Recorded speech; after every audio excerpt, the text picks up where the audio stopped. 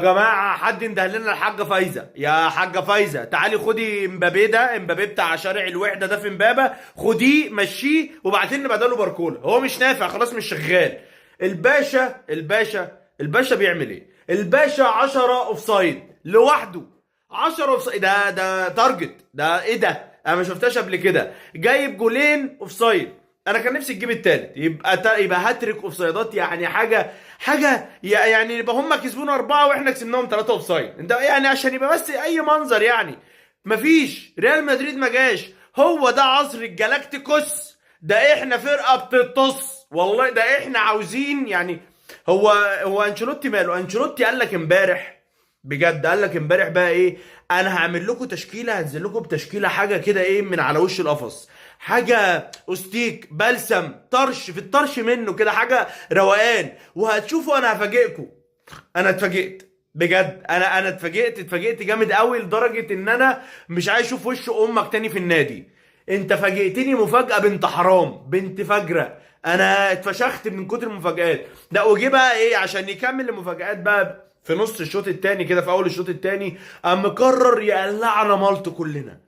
يلا بصوا ده انا هفشخكوا. نعمل ايه بقى؟ نقوم مطلعين نص الملعب بتاعنا، تمام، نقوم مطلعينه ومنزلين مكانه مين بقى؟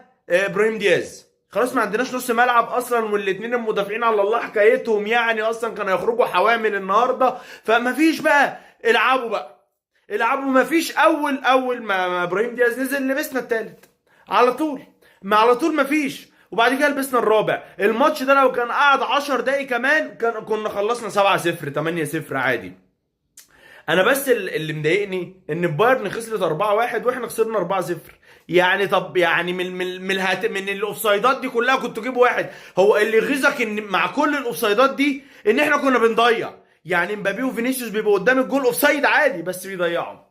انا عصر الجلاكتيكوس ده مبهدلني بقى، حاجه عظمه، حاجه عظمه، ولا في نص ملعب ولا في هجوم ولا في، بص اسامي حلوه بس كل حاجه كده مخلعه. احنا مستحملين فرقه بيلعب فيها لوكاس اناناسا، فيرلاند مندي فرع عصر المندي، امبابا شارع الوحده، ناهيه زنين، وفينيسيوس اللي ملوش دعوه بالكوره غير في دوري الابطال، تشاوميني اللي انا بلعب كوره احسن منه اللي هو في نص الملعب يعني.